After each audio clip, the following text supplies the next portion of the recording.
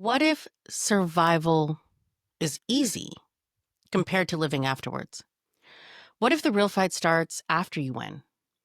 There's a man that you've probably never heard of, a guy named Tyler Schultz. He was the whistleblower at Theranos. He took down a $1 billion fraud. He lost friends, lost family, but he won.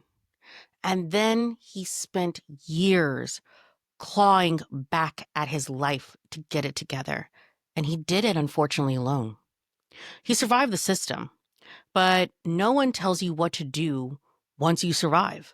When the fires die down, but you're still sleeping with one eye open. When you make it, but the old fear still whispers back at you in the back of your mind. They could take it all away.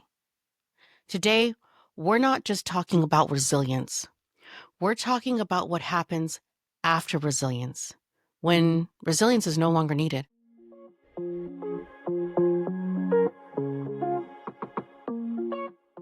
Honestly, we're sold this lie: survive, thrive, peace, right? Linear, clean, Instagrammable almost. But the truth is that sometimes survival scars you. Sometimes it taxes you. Winning doesn't erase the battlefield, it just changes your zip code.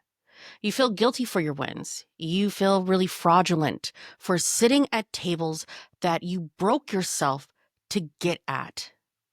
You feel like you're still paying somehow for this right to just exist.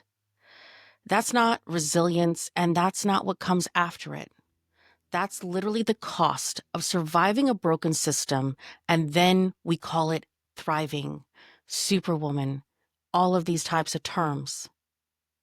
Look, I'm going to be real with you. You don't outgrow your scars.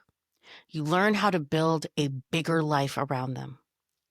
Howard Schultz did it when he turned Starbucks into an empire, and yet even he admits that you cannot build on grit forever. There has to be soul. There has to be something. Survival taught him how to fight. Success forced him to learn how to stay. Most of us, we really never get to that part. We're not taught it. We know how to chase. We know how to survive. But we don't know how to live without something constantly burning down around us, and we invite it into our lives constantly. And it seems it will go on forever. Look,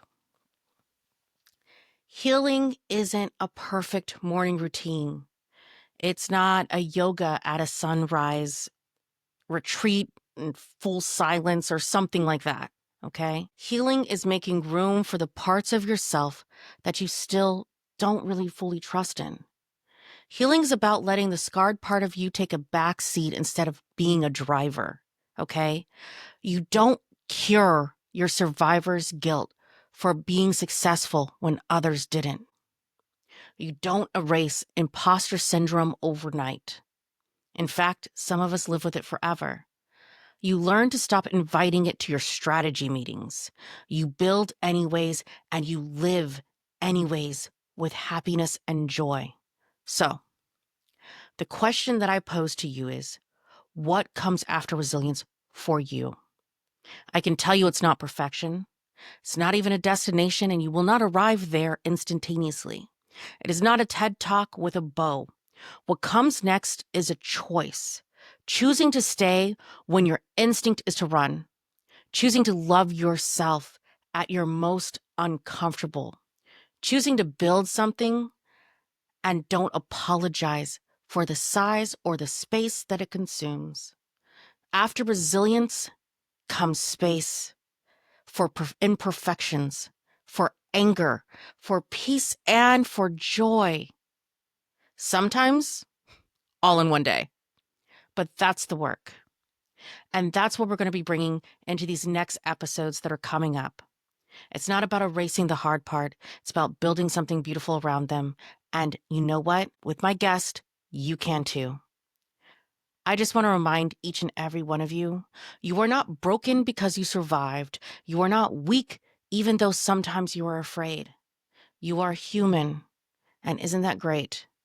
And this next chapter, it's not about surviving anymore. It's about choosing to be here, choosing to build anyways.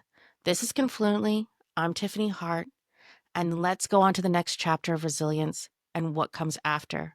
And I hope to see you there.